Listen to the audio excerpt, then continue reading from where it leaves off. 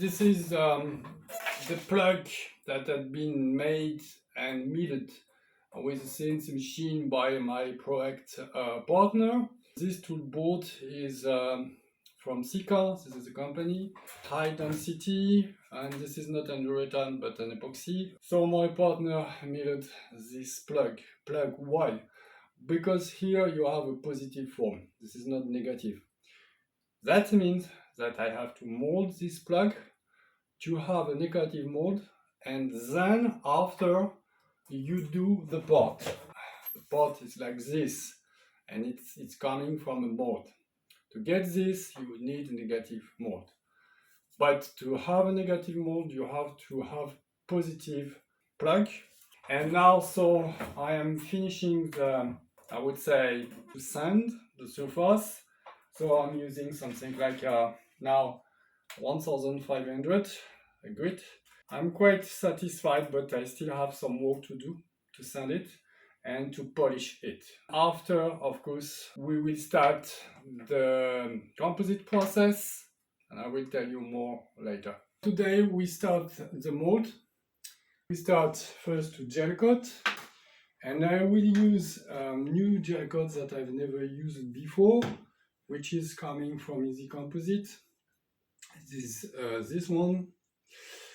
And the reason I try this one is, first of all, it's a high temperature gel coat, which means that normally I can push around 170 degrees depending on the method that I will use.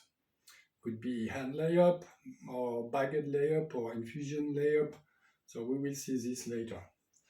And I will also use this one, which is named epoxy high temperature paste. And this one is normally used to fill the gap. For example, in the leading edge, you will have some like this, and so you want to fill the gap as much as possible. Any void, you use this one to reinforce. You could use putty made by yourself. You use gel coat, silice, and you could put some aluminum powder to reinforce the leading edge. You could do such a thing, but normally the gel coat is doing the job. Now what happens, I have another one putty. This is the old version of Easy Composite, so you know, so not the same name. And I decided to not use it for the moment. Why? Because it's an old chemical component, and maybe it's dead. So if you want to reuse, because I will try to not waste some material, the best is to change the hardener, because it's likely that the hardener will be dead earlier than the real putty. So I will take this and put it back. Now what we need a roller. We need a mask as much as possible, and some gloves. And you look, these gloves I waxed the plug with. It contains some wax. So what I will do right now, I will trash it. And I will take new one, because I could put some wax for demolding inside the gel coat. Something that you absolutely don't want. To use this gel coat, you need to apply 3 thin layers of 0.5 millimeters approximately.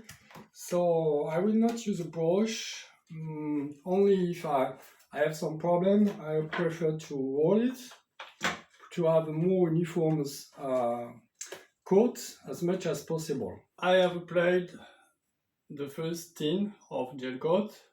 It's a very thin coat, not because I wanted, but because I didn't prepare enough gel coat. I prepared only 100 grams with 25 grams of hardener. It was not enough, but it's not a problem. So I will do another one, and normally I will do 3.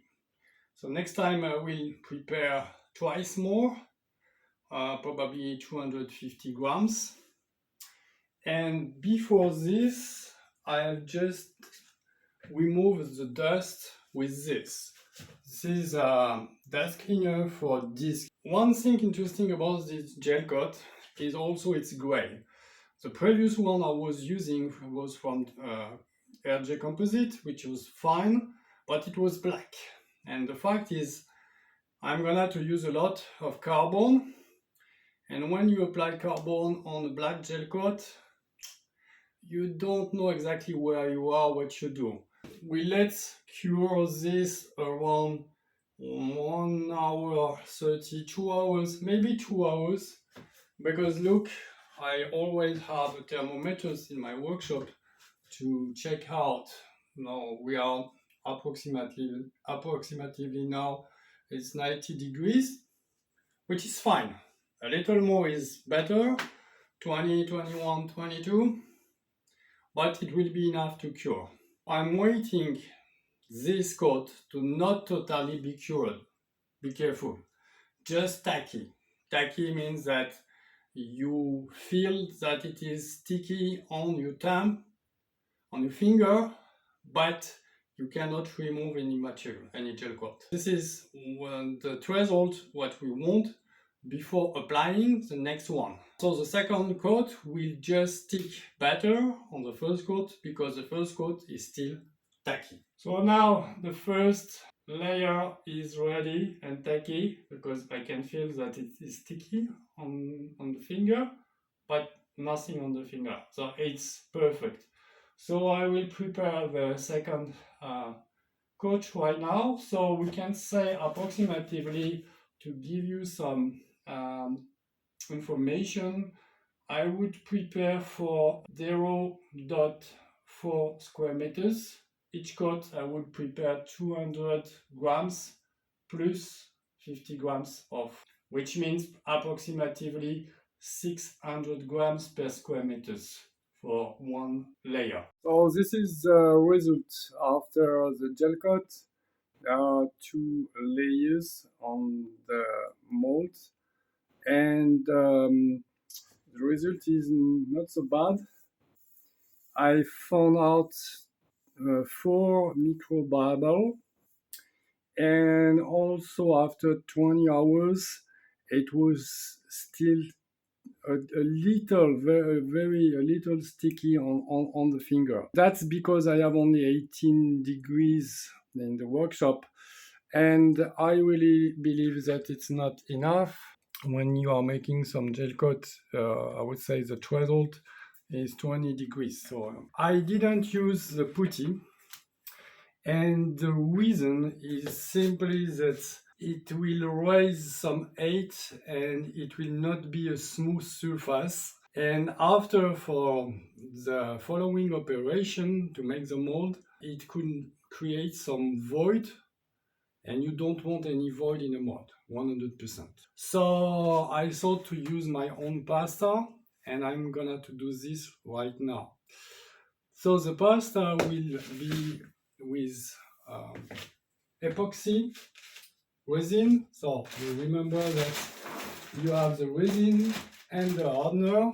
So I only have infusion resin right now in my workshop, but it will work, no problem. The second ingredients, it will be aluminum powder, this one, aluminum powder, and also some thixotrop agent, which is this one. It's silicium gel. It makes the resin less sweet. This both powder, especially the aluminum powder, will make it more stiffer. And also I will avoid exothermy problem, and I will avoid the mold to bend. If you put too much epoxy in a mold, it could bend anytime. But with this agent that I will add, normally it will be okay. And this will be a thin layer.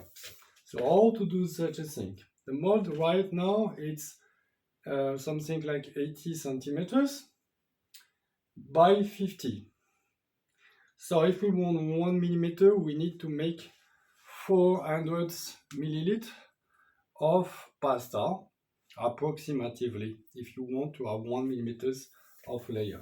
I'm using this device. It's a magnetic stirrer, so it's stirring up the resin, and after I will put the powder aluminum inside and also some thixotrop silicium gel inside to make my pasta. But it's likely that the magnetical capsule will not work due to the density, because right now the resin is very fluid, but when it's about moving the pasta, I don't think that the magnetical capsule will be able to do such a thing.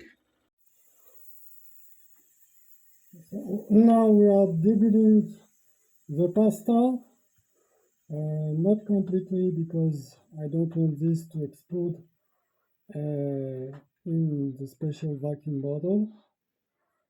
So the pressure is okay, I think. The pressure inside is 0, comparable to the pressure atmosphere. Now the pasta has 8 hours of curing. It's now still sticky, and now I will apply some peel-ply. It's in nylon. And why I will do this, I want to try to smooth a little the surface and to compact it. But if I use something, it will stick on the tool. So by applying this layer of peel-ply, I will be more capable to compact my pasta, and after I will be able to remove the peel-ply, and it will ensure the bond of the next layer, because after we will really start to make the mold. Now it's only the gel coat and pasta layer, and you can notice that the pasta has exactly the same color and texture than the gel coat. Is it a coincidence? Maybe not. So I make like a wall, and to easily perform the, yes, like this. And now we'll use a roll to do the job. And now with this roll I will slowly, if it's turning,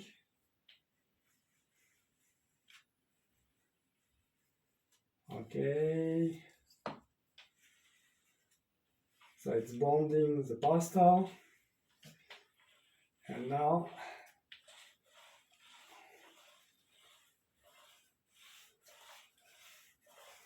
it's important to make a roll first, because if you try to put the peel-ply in one sheet in one time, you will have many bubbles everywhere.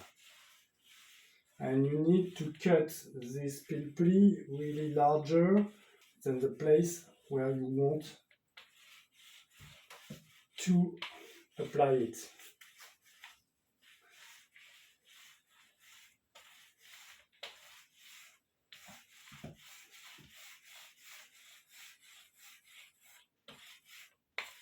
And now I can see and to guess where are my stabilizer. There are two pieces, entrado, extrado, because this is not a symmetrical profile. So I can guess where is it, where it is, sorry. So everything is fine at the moment. I like this, I like the result for the moment. So it's not really complicated, so just question of methodology. The secret is about making a roll with your peel-ply before applying to a sticky surface.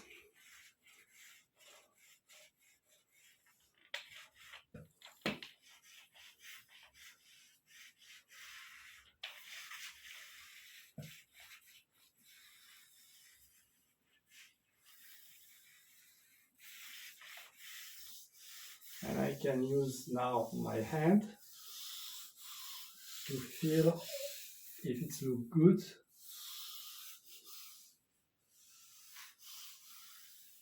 Just with the hand you can guess. So I will remove my ring all the time. When you work on mold, no ring, guy.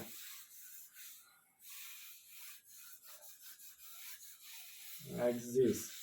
Yeah, nice.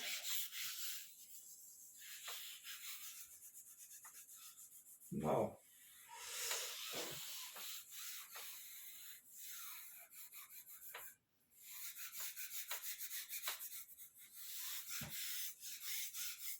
I have some bump here. Amazing, because in the pasta, this one's thixotrop agent to make some was packing against each other and not dissolve correctly in the resin. So that's the problem. I will have to sand later when I will apply for the mold the different layer. I need a lot of layer for the mold. I will explain this later. But right now it's okay, it's not so bad.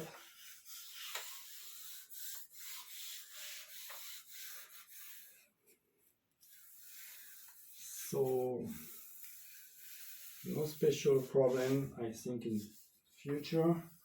I don't see anything wrong. There are some little bumps, but nothing really serious. And you see, with the peel-ply, I have no gloves and I don't feel any pasta on my finger. It's also because the pasta is quite now melted. It has gone under a state of polymerization, which is the combined action between the hardener and the resin. So it will cure all the night, and the peel-ply will help. Next bonding. Yeah. So we can let this like this. I will not perform any better with the roller, I don't think so.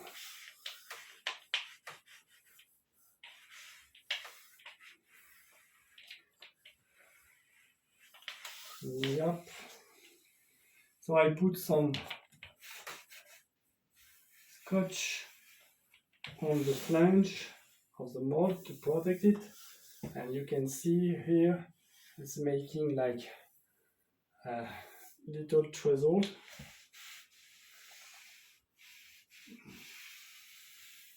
Yeah.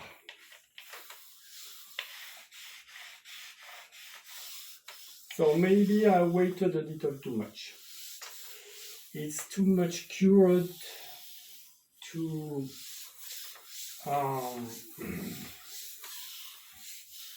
yeah, I think I waited too much. I waited 8 hours and I should have waited maybe 6 6 or 5, because I cannot level it easily, which is not so bad either. Okay, that's okay. So this morning I wanted to show you the result of the pasta, and I wanted to show you especially what it looks like when I remove the peel-ply. So you could believe that it's not sticky. So just hear the noise.